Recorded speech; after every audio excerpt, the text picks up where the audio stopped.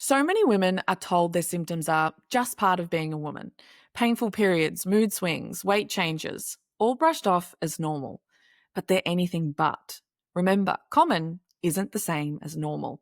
In today's episode, you'll meet Mira, or Mimi, who started experiencing painful, irregular periods from the moment her cycle began.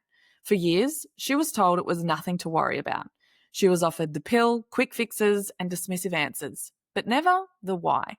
Eventually, Mimi took matters into her own hands. She studied holistic nutrition, rebuilt her health from the inside out, and learned to truly listen to her body, to understand what it was trying to say instead of silencing it.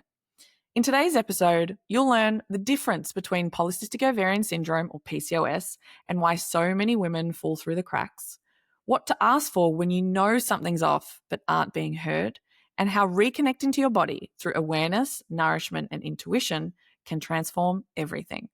This conversation reminds us of the importance of self-trust, being educated about our bodies, and remembering that we are not broken. We're just being asked to listen. Let's get into today's episode.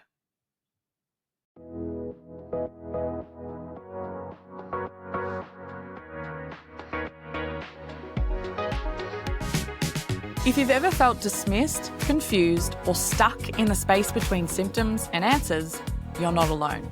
This is What's My Body Telling Me, with me, Dr. Anthea Todd, the podcast where we believe your body isn't the problem, it's the solution. Together, we'll explore how to understand the messages your body sends through symptoms, how to support yourself through every stage of life, and why functional health, medicine, and energetics are all key to understanding and supporting your body. Here, we let feeling good become the baseline, because life's too short to feel anything but alive. So, are you ready to start listening differently? Let's get into today's episode.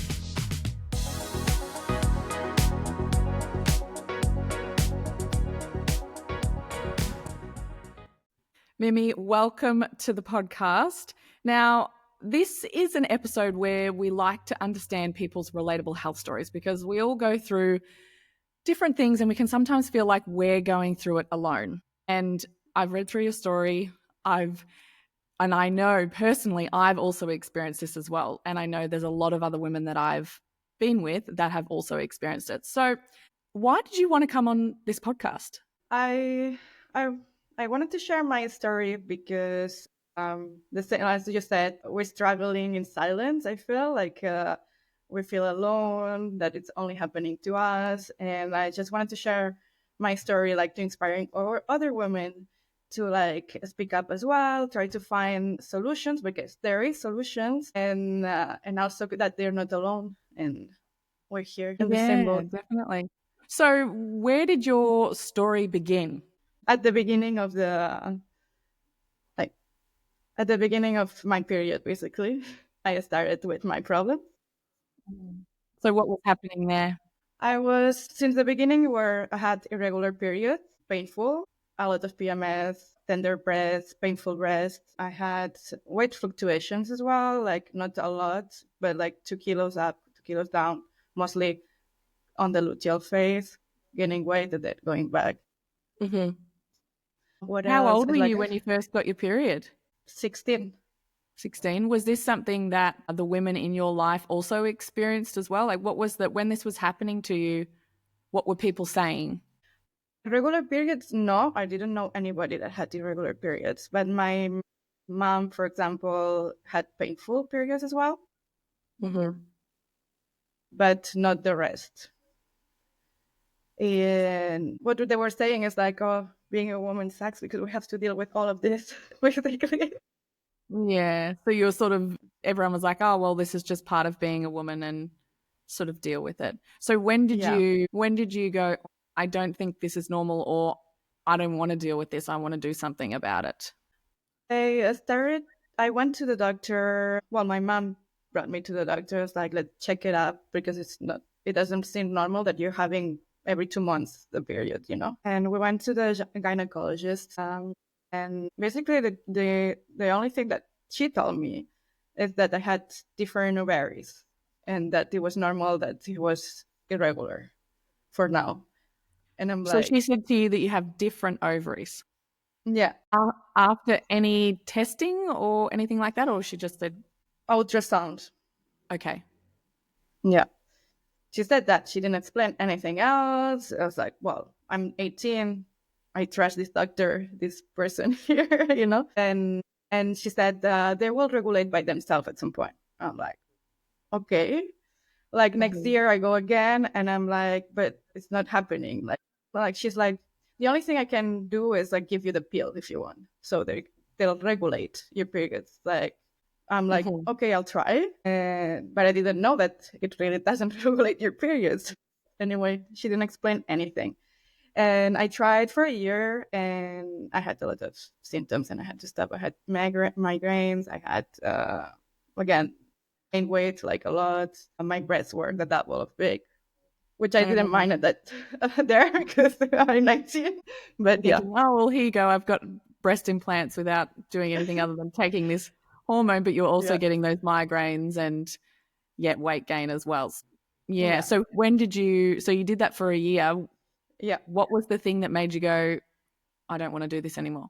Mostly the migraines. It was a bit into like I couldn't anymore, and I'm Mm. like, I never thought about doing. My mom never were an appeal or anything either, so it's like we weren't really wanted to be in hormones, And I'm like, oh, I'm just gonna stop. I prefer to have irregular periods than this. Than a migraine. It's sort of like you had to choose between irregular periods and a migraine. Just a note here for anyone listening, if you are on a pill or any hormonal contraceptive of any kind and you start to get migraines, that is a sign that you need to stop straight away.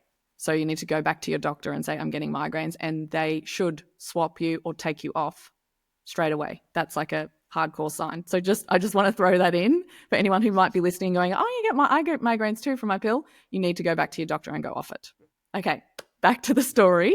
Okay. So you were getting the migraines, and you're like, "No, Well, this is enough. I'm stopping." mhm. Where to from there? Then I keep having the same problems. It doesn't go away. I keep asking her if it's gonna ever regulate. I have the same doctor all the time. And she said, yeah, yeah, yeah, they will be fine, it will be fine. And at some point I saw that I asked for my historial, a medical historial, and I saw that it's a polycystic ovaries. So And she'd I never was like, said that. She'd never said that to you. Just said on your medical history that you had polycystic ovaries yeah, or polycystic ovarian syndrome. ovaries. Ovaries. Yeah. And when I asked her, it's like, do I have PCOS?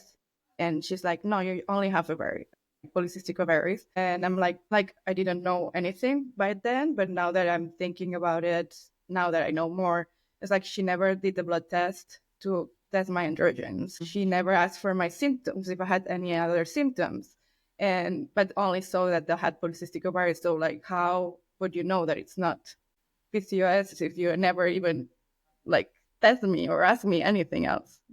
So, knowing what you know now, if there was a woman that was experiencing the irregular periods and she knew that she had cysts on the ultrasound, which is where you were, and now that you know there's a difference between that and polycystic ovarian syndrome, what would you urge that person to do or other symptoms to look out for to know the difference?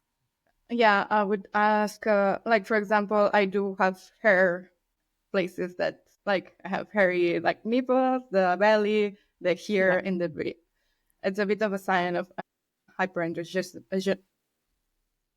Yeah. So, hair on the chin, chest, nipples, belly, places where men Yeah, grow hair. yeah. Often, some men don't. Often it can be, yeah, that's a sign of the higher testosterone. Yeah. And then I also some acne as well, the irregular periods. Then there are all the PMS as well, like the breast, painful breast as Tenderness. well. So did you go, so what happened? Did you ask that doctor to test you for the other, possibly if you had polycystic ovarian syndrome, or did you go to a different doctor, or did you just go, stuff this, I'm going to go on my own way? Not at the time because I didn't know enough to ask or to how to talk to them, because also you have a 15 minutes appointment Mm. and you try to ask stuff and you don't have time. They'll tell you super fast, and it was a bit I didn't feel listened, or I couldn't be safe explaining. my symptoms, they were pretty dismissed. So like I just left it. And then I'm from Spain. So this was in Spain. And then when I moved to Canada, again, I'm like, okay, I'm going to go for a doctor here and see what happens. And I told them, like, I give them my medical history that it says that they have a polycystic ovaries. It's like, well, we have to test you if you have PCOS. They did the test, they did blood test, ultrasound. And they told me that they couldn't diagnose me. It was limit, but no, because I had polycystic ovaries. I had one ovary bigger, and then one of the tests come out the double, but I didn't ask what it was, and he never told me. And it's my bad not to ask. What was the double? It's like it's a double, but it's not enough for a diagnose. So I was like, okay, but never ask me for any other symptoms, right? Either. So they were looking at your hormone levels and they were within normal, even though you had on ultrasound polycystic ovaries. But they were within normal, and they didn't ask you about whether you had any of the excess hair growth anywhere and any of the weight gain, any of those other symptoms. And they just said, well, it's not enough to be diagnosed. Yeah. Yeah.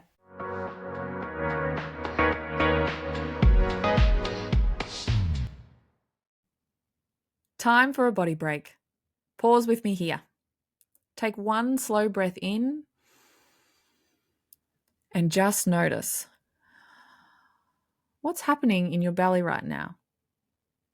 Does it feel tight, relaxed, no appetite, or a ravishing appetite?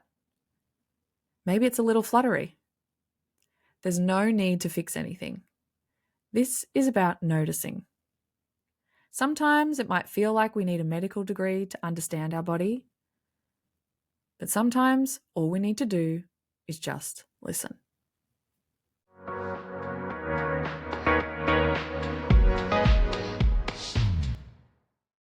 So how did you feel when they said that? Frustrating a bit. And again, he told me the only thing I could give you is pill, or he gave me, I guess it was progesterone, just progesterone. And it's like they get the 20 days before your period. And I was like, again, I'm not so fan of putting hormones in me. So, but it's like, I'm desperate right now. And I must been like, I was at that age, I was at 20, not 30 yet already. I'm like, I'm desperate already. So like, I'm going to try it to see, like, at least I tried. I'm not going to say that I didn't try. At least I tried it for 2-3 months. It was horrible. It's like, I had worse symptoms. My mood swings were like, I was completely all over the place. Like I would cry, then I would be super happy, and then I would like cry again or be irritable. Like it was a mess. And what it makes me finally say, like, that's it, is like I had my period, and then 2 weeks after I had my period again. And really, so your periods became more frequent. They were every 2 months, but now they were every sort of 2 weeks or so. Yeah. And I'm like, no. And your moods were worse. Was anything happening with the hair growth or anything like that, or you hadn't? It's I suppose a longer process to notice those things. But yeah, it was more the moods and the period that had changed. Yeah, it did. It's just the period that it was more like the first month was normal month, and then it was every 2 weeks. And then it still was painful. It still was heavy bleeding, and my moods were all over the place. Were you also getting any acne, like jawline acne or acne on your back or anything like that? No, I usually get a little bit, but not excessively. Like I get 1 or 2 pimples per cycle, let's say. Yeah. Less now, but yeah. Yeah, so the difference for anyone listening between polycystic ovaries and polycystic ovarian syndrome is that polycystic ovaries is just the ovaries. So it's that they're showing that there's more than 12 cysts on the ovaries on an internal ultrasound. When you have the syndrome, having the cysts is one of the potential symptoms. You have to have 2 out of 3 to be diagnosed, which is the criteria that they were talking to you about. Like, oh, you don't have enough of the criteria to be able to meet the diagnosis of polycystic ovarian syndrome. So you need 2 of the 3. You need to have either the cyst on the ovaries on the ultrasound, irregular periods, or signs of hirsutism or high androgen. So either they look on blood tests to look at whether your levels are within that normal or not. And they said they were, even though you still had the signs of higher androgens, which were that hair growth. And we can also have hair loss around sort of like a receding hairline around the crown of our head, crown, hairline, front hairline. Um, and also acne as well, jawline acne or back acne, chest acne. Those can be a sign that you have polycystic ovarian syndrome if you meet two of the three. However, even if we have the syndrome or we don't, or we're just like, oh my gosh, I have all of these different symptoms, as you've probably learned, Mimi, and I can see you nodding your head, it doesn't mean that you're going crazy if they say there's nothing wrong because you don't meet this criteria, because it's still, you're still experiencing it. It's not in your head. It's still happening. It just doesn't meet their criteria to go, oh, now I know that you hit XYZ. Now I can treat you because I know that you hit these markers. And from what I've learned, and this, I was experiencing very, very similar symptoms to you personally myself. And I was studying my master's at the same time. And I was going and getting all the internal ultrasounds and the blood tests and doing all the things. I'm like, okay, I know all the levels. I'm literally studying this right now in the medical field. So I know exactly what you're looking for. So I knew what blood tests to ask for. I knew all the different things. And they came back and they said, congratulations, there's nothing wrong. And I'm like, well, I'm getting all this acne, I'm getting all this hair growth. My periods were normal. And I actually, my cysts were on the borderline. So I had about, I think 10 to 11. They're like, but it's okay. And I'm like, yeah, okay. So maybe I don't hit the markers, but I'm still experiencing all of these different things. Like, help. They're like, oh, well, if you want to get rid of it, what's your main symptom? For you, it was irregular periods. So they're like, to make them regular, let's give you the pill, which, as you said, doesn't actually make them regular. It just masks it and gives you a withdrawal bleed. For me, mine was mainly my skin. So like, oh, here's some tretinoin or retinol and all these different things to try and clear up your skin, maybe focus on your gut, but there you go. Or sometimes they try and offer you Roaccutane and things like that. Mm-hmm. So for you now, being at the point where you're like, okay, this is really frustrating and I don't know what to do, what did you do? First, I stayed a couple of years more like sucking up with the symptoms and dealing with them. And then I wanted to be more healthy as well. So I started, because I also, in my 20s, I wouldn't work out or I wasn't eating as well. And so I started eating better, working out, but I didn't know exactly what I was doing. So I started studying holistic nutrition. And while I was studying, I was like, okay, it has to be a way that can help my problems, right? And that's why I started my studies and I started trying things on me. It's like something's gonna work. And the more I was going, more I was learning. So like I got better at it. So I was more at trial error and see what was working for me, and that's what helped me. Yeah, so you were your own guinea pig. Yeah. So you mentioned in your 20s your diet and lifestyle probably weren't the best. What was an example of, say, for instance, what you were eating and your patterns and beliefs around eating when you were in your 20s compared to what you do now? It's also different, more carbs, I would say, not the good ones too. I More wasn't, chocolates, because, lollies, chips, processed yeah. things. Yeah, I'm not a lot of desserts or stuff like that. I wasn't eating, like, chocolate is my weakness, but the As it rest is a is, lot of people's. but it's more like croissants, bread, stuff like that. Mm. And it's the same I was eating in Spain, but like the quality of food is different in North America. So the same thing I was eating there and here, just I gained like 10 kilograms or something A like that. slice of bread in Spain might only have 3 ingredients, but a slice of bread in Canada might have 20. Yeah, exactly. Yeah. Yeah. Okay, so what have been the main things that you've noticed in how you've changed your lifestyle that have made a difference? The exercise, the food, and also some supplements helps a lot. So is there anything specifically that you would say made a really big difference for you? Yeah, I think I started taking magnesium, and the first thing I tried, and it's when I also changed the diet, but more protein. I did it as I had PCOS. I treated as I had PCOS and insulin resistance. So I went for higher protein as well because I was vegetarian, but I don't think I was getting enough protein because I didn't know what I was doing before I studied nutrition. So then I started learning and I did my research paper in PCOS. So like because I wanted to learn more and then I started doing things as I had PCOS and I started taking more protein, magnesium, and that's when it started. My period started being more regular. That's the Amazing. first thing I noticed. How were your energy levels throughout this? I would say, yeah, mornings was tired, but yeah, but I would push myself to get up and I would work out in the morning, so it would give me the energy for the day.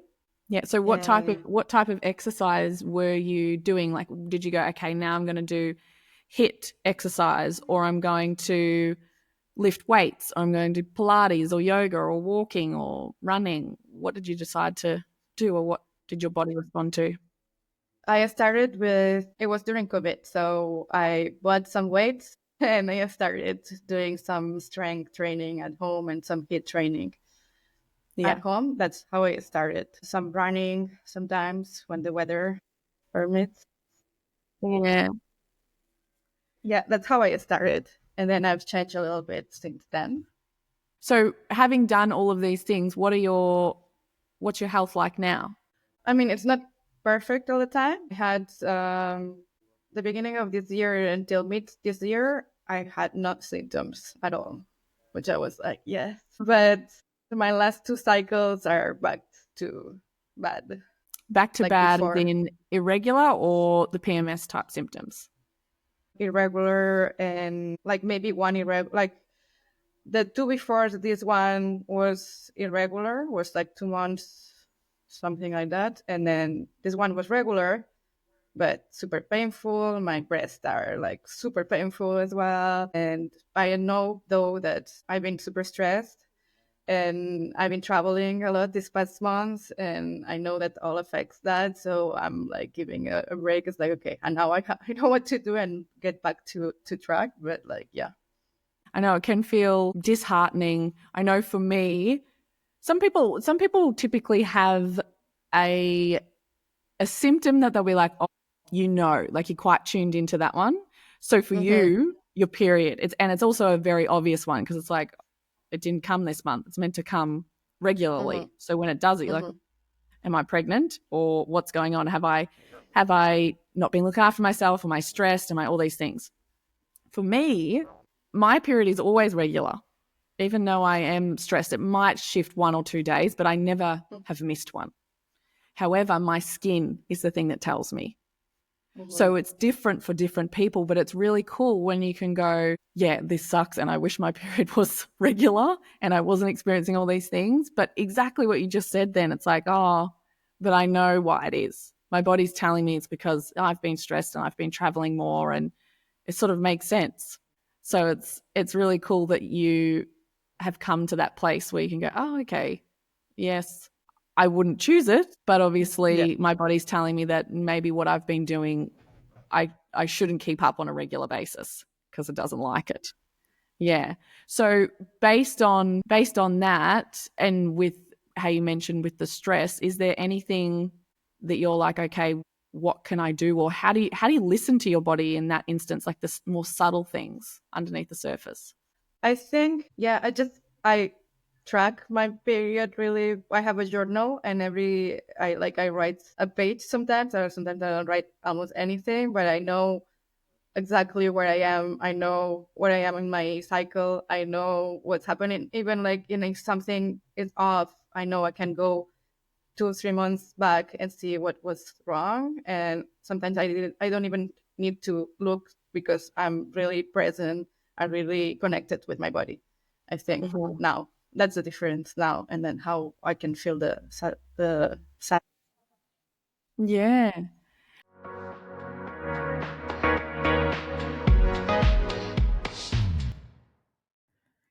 You know your body better than anyone.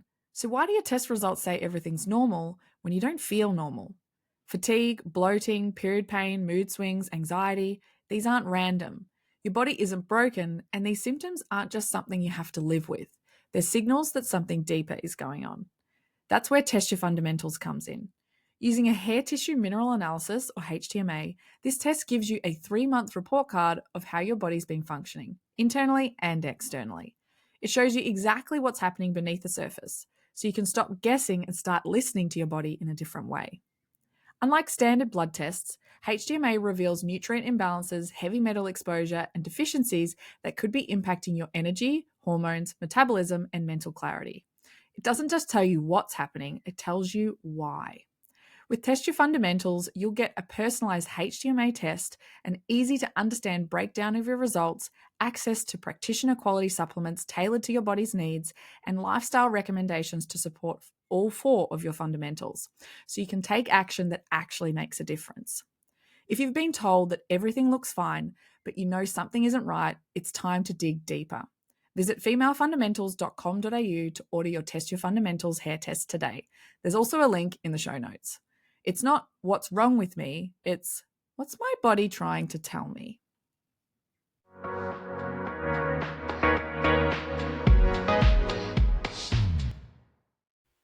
What do you do to be connected to your body? Like, are there any other subtle things? Obviously, you've changed your lifestyle in exercise and Mm-hmm. nutrition and studied holistic nutrition yourself. So you know a lot about that side, which is amazing. Mm-hmm.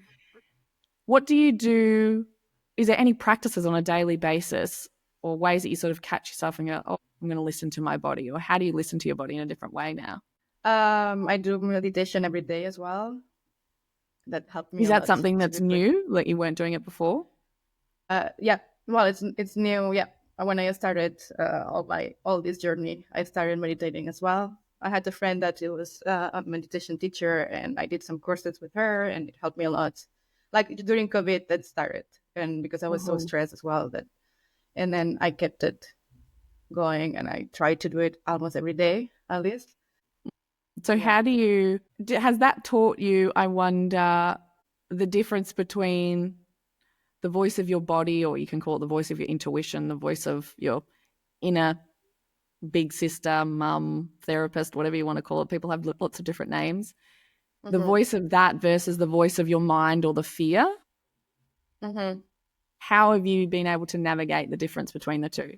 Yeah, and just doing that, being more present, I feel like on my body. Like I was disconnected totally from my body before, and I can feel a difference of like the connection that I did with listening to my body and everything, the nutrition, the journaling, and the meditation a lot helped me like to be Mhm. more inside instead of in my head.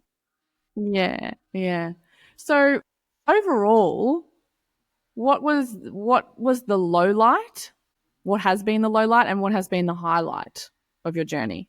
The low, I would say, when I was super frustrating after that nobody would help me or wouldn't understand me or even listening to me. It just was dismissing. So it was really, really frustrating that there was it seemed not to be anything to do. And yeah, that was, I think, the lowest. Like, and the highest is now. It's like, I know my body now. Maybe it's not perfect 100, the 3 6, all the year, but I understand why now, and I can do something about it at least. Mm. Yeah, it's an amazing gift that you've given yourself. Is Mhm. there, if you were to be standing in front of a room full of women right now that were struggling with the same thing you were back a Mhm. couple of years ago, what would Mhm. you want to tell them? That you're not alone and it's not normal that you have all these symptoms and you should seek for help, for the right help. Uh, How will they know when they've found the right help?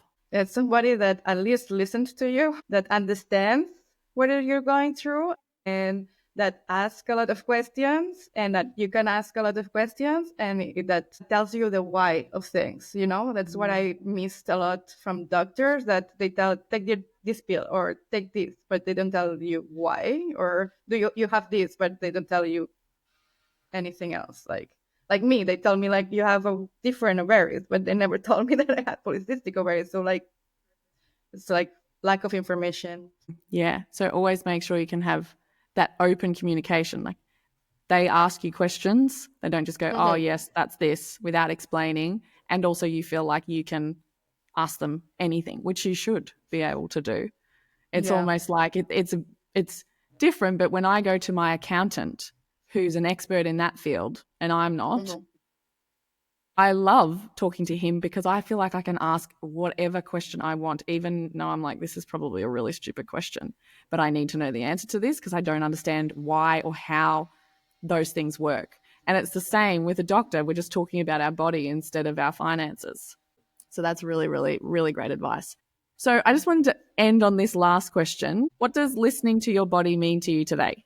Today, many things. First, I would say is paying attention to the signs and the patterns that your body is showing you. As I said, I keep the journal, and that helps me. If there's something off, I can go back and see what's happened so I can understand. And if I don't understand, I can search for why it's happening. And another thing that means to me is like honoring my body as well, because I know now when I have to rest and stop, and when I can push a little bit. And I think lastly is, and for me the most important is the deeper connection that I have with my body, that because before it was super disconnected.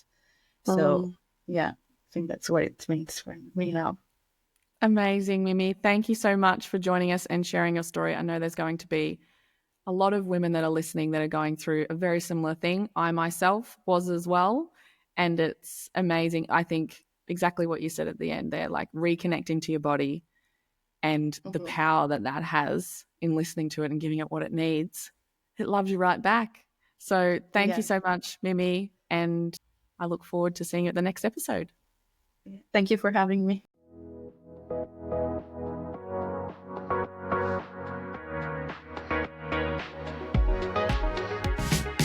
If this episode resonated with you, take a moment to think of the woman in your life who might need this too.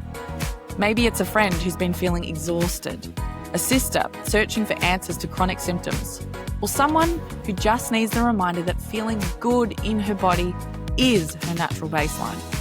And if you haven't already, subscribing is the best way to spread this message and make sure you keep getting the answers and resources you need.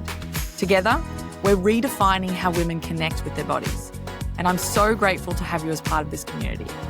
So, I invite you to get curious with me. If your body isn't the problem, it's the solution, what do you think your body's trying to tell you today?